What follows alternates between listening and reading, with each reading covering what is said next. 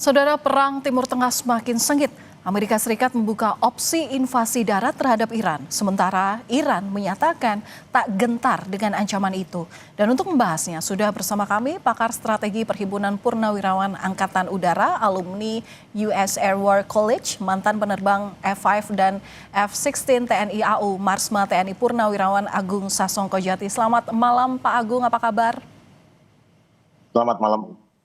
Iya Pak Agung, ini kan Amerika Serikat buka opsi akan melakukan invasi darat terhadap Iran. Menurut Anda, apa pendekatan militer yang kemungkinan diambil oleh Iran? Pendekatan militer dengan Iran adalah mereka udah siap selama 20 tahun. Baik serangan itu berupa serangan darat, serangan udara, serangan ini kelihatan sekali Iran siap karena apa yang diinginkan oleh strategi daripada Amerika Serikat dan Israel sama sekali tidak berhasil. Setelah perang 10 hari langsung serangan yang begitu masif menghancurkan banyak hal di Iran. Ternyata Iran masih eksis sebagai negara yang memiliki pemimpin baru, masih jalan pemerintahnya, pasukannya masih kuat, balasannya masih kuat. Memang ada kehancuran, ada kematian, tetapi sebagai negara masih intact. Jadi secara taktikal dan operasional itu sangat berhasil itu pasukan sekutu antara Israel dan Amerika memperoleh air superiority di atas Iran. Tetapi tujuan utamanya tidak tercapai sama sekali. Jadi kita tidak bisa memberikan nilai baik untuk ini. Dan sekarang ada pilihan untuk serangan darat. Sampai membuat pilihan ini berarti operasi Epic Fury yang dilaksanakan oleh Amerika Serikat dan Israel telah gagal. Harus loncat ke fase berikutnya, berarti operasi pada tahap ini gagal mencapai tujuannya sehingga harus berpindah ke mode operasi lain. Ya, dilakukannya invasi darat begitu ya. Tapi apa strategi Iran untuk melemahkan kemampuan lawan? Sesungguhnya Iran itu benteng alamnya. Sampai sebuah negara besar sejak 2017 lalu masih utuh batas-batas negaranya, itu artinya memang secara alami negara lain tidak tertarik untuk masuk karena kesulitan bentang alam dan kesulitan menghadapi orangnya. Justru orang di dalam Iran sendiri yang malah menganeksasi banyak wilayah di luar sebelumnya pada zaman Persia dulu. Dan akhirnya kembali ke negaranya sekarang yang sangat besar, yang ukurannya 4 kali ukuran Irak, yang ukurannya sama dengan Eropa Barat, jadi sangat besar, pertama bentang alam. Yaitu pertama pegunungan Zagros di barat, ya, dia tingginya sekitar tertinggi 3.000 meter, membentang 1.500 km, dan itu hanya ada beberapa celah, yaitu di Kermasah dan Khuzestan, dan itu pasti sudah dipasangi jebakan maut, dan tidak perlu jebakan. Kalau dia masuk sana, kemudian dihajar dengan rudal-rudal yang ini kan dekat sekali itu dengan kalau cuma berapa ratus kilo itu dekat sekali, dan itu sasaran empuk itu tidak ada yang bisa selamat di bawahnya. Kemudian juga ada setelah melewati gunung mereka melewati gurun garam yang sulit untuk orang lewat kalau tidak punya bekal air, bekal apa itu sudah cukup berat untuk logistiknya ya. Bawa tentara untuk bertempur ini dulu waktu Desert Storm pertama itu sekitar 900.000, kemudian Iraqi Freedom itu sekitar hampir 400.000, dan untuk Iran ini dengan jumlah luasnya area lebih besar daripada Irak yang 400.000 ya mungkin harus sampai 1 juta, dan untuk itu Amerika harus drafting pasukan ini merekrut pasukan dari masyarakat, dan itu suatu hal yang sangat merepotkan. Kemudian menjangkau Teheran dari perbatasan berarti menempuh ratusan kilometer yang sulit untuk perang gerilya. Dan yang paling penting lagi, Garda Revolusi sudah memecah ada 32 unit provinsi yang masing-masing memiliki wewenang untuk bertempur. Dan masing-masing provinsi ini memiliki pasukan yang levelnya level siap untuk bertempur dan bisa menghadapi. Sehingga Amerika kalau harus masuk ke setiap provinsi harus bertemu dengan 32 perang-perang yang berbeda secara simultan.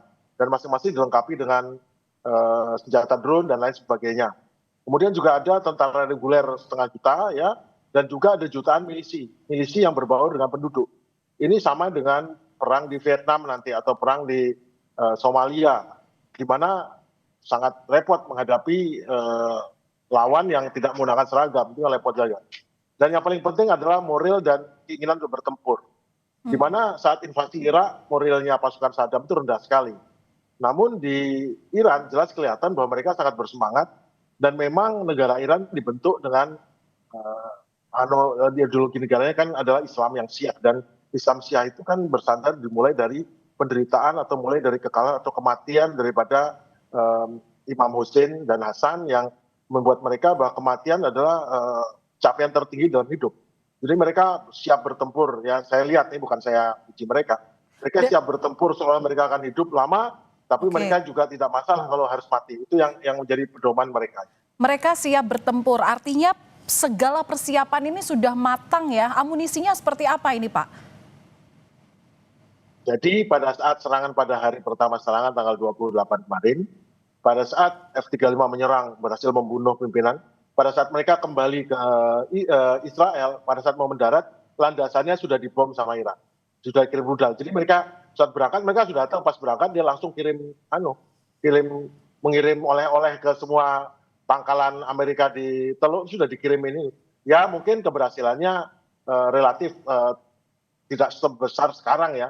Sebab waktu itu kemampuan untuk menangkisnya tentara sekutu Amerika dan Israel itu masih kuat. Tapi 15% daripada rudal masuk ke dalam itu sudah cukup untuk menimbulkan masalah. Dan dilanjutkan hari-hari berikutnya makin lama kekuatan pertahanan udara Amerika di Teluk dan di Israel itu menjadi berkurang karena rudalnya makin lama makin habis dan baterai-baterai rudalnya juga sudah mulai satu persatu dirontokkan. Bahkan radar-radar untuk penangkis serangan balistik yang mahal sekali harganya $1 triliun per radar itu berhasil dihancurkan keempat-empatnya dan hampir semua pertahanan udara di negara Teluk juga dilumpuhkan oleh Iran dan termasuk pangkalan udara armada kelima markas armada Amerika, makanya armada kelima Amerika itu diratakan, dilumpuhkan dan Iran mengatakan bahwa mereka siap 6 bulan, artinya amunisinya kalau kita setiap hari dihitung 400 rudal atau drone dan rudal itu tinggal dikali aja dengan 6 bulan sekitar 180 hari. Mereka punya banyak sekali persenjataan untuk bertempur lewat udara. Tetapi di darat pun tentu mereka siap dengan senjata ringan, dengan tank, artileri dan lain sebagainya. Itu pasti Ya, siap. berarti dengan adanya amunisi ini, perang ini beresiko mahal ya Pak ya istilahnya ya? Ya resiko mahal. Seandainya perang ini alasannya adalah betul-betul demi Amerika, eksistensialnya Amerika, mungkin nggak mahal ya. Tapi masalahnya perang ini dilaksanakan pada saat Iran sudah mau menyerahkan nuklirnya untuk dilarutkan. Iran sudah mau Amerika memeriksa, orang Amerika langsung memeriksa. Iran sudah mau enrichment-nya hanya 5%, sehingga itu tidak berbahaya, cukup untuk energi nuklir. Dan saat itu diserang. Bayangkan, itu sebenarnya Amerika sudah win besar, Iran itu cuma win kecil. Dan ini kalau situasi seperti itu, melaksanakan serangan itu legal war. Itu kejahatan perang, itu menyerang negara yang sedang tidak mengancam, sudah mau di meja perundingan, tetapi dikhianati dengan penyerangan seperti ini. Itu adalah suatu tindakan yang kalau perang dunia pertama kedua, itu terkena kejahatan perang itu pasalnya itu. Iya, oke Pak. Sama seperti Jepang menyerang Amerika melewat Pearl Harbor dulu. Itu sama nih kelasnya. Oke, Pak Agung, ini kan yang terbaru, Iran baru saja memiliki pemimpin baru. Yang tadi kita melihat di paket berita itu bahwa itu menjadi sumber semangat daripada rakyat Iran. Tapi bagaimana dengan Amerika menanggapi hal ini? Apakah memang ini dengan keterpilihan pemimpin baru membuat Amerika justru tetap tidak gentar begitu atau seperti apa ini? Ini bukan soal gentar atau tidak. Orang bisa berani, tapi untuk apa keberanian? Kalau kita, ini kan semua dari tujuannya ya. Pertama tujuannya apa? Perang ini satu adalah membuat Iran kehilangan kemampuan untuk membuat senjata nuklir. Dua, rejimnya diganti. Tiga, rakyatnya demo. Empat, garda revolusi menjadi lumpuh. Lima, proksinya tidak bisa bekerja. Kemudian angkatan lautnya tidak bisa berfungsi dan lain sebagainya.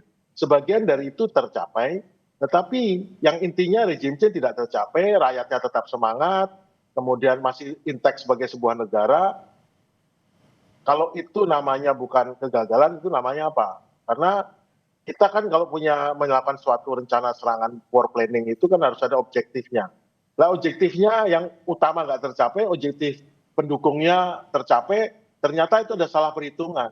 Jadi mereka menganggap bahwa semua objektif itu akan berimpas pada Iran membutuhkan pimpinan baru, ganti pemerintahan, dia jadi tidak lebih kuat. Itu adalah efek yang diinginkan. Tetapi ternyata efek yang diinginkan berarti salah hitung itu. Berarti harusnya mereka menargetkan sasaran lain. Dan sasaran lain tidak harus menggunakan militer. Jadi tidak harus menggunakan militer. Karena setiap negara memiliki beberapa instrumen kekuatan nasional, yaitu diplomasi, informasi, militer, ekonomi. Kalau kita kenal betul musuh kita, itu militer itu pilihan terakhir. Kita bisa membujuk, kita bisa merayu, kita bisa memaksa, kita bisa membunuh, kita bisa menyogok, bisa menyuap, bisa merangkul, apapun itu. Yang penting tujuan nasional kita tercapai. Mereka ya kita beri kemenangan sedikit lah, biar dia senang. Tapi kita tercapai tujuannya. Kalau ini kan sudah membuang mahal sekali, tidak tercapai tujuannya. Berarti misi ini nggak tercapai begitu. Ya, harusnya ini jadi opsi terakhir, di samping seharusnya ada hal-hal yang bisa menyelesaikan perang. Ya, kita nantikan saja bagaimana titik temu dari pihak-pihak yang berkonflik. Terima kasih sebelumnya sudah berbagi analisa Anda di Kompas Malam Kompas TV. Pakar Strategi Perhimpunan Purnawirawan Angkatan Udara, Bapak Agung Sasongko Jati. Salam sehat selalu, Pak Agung.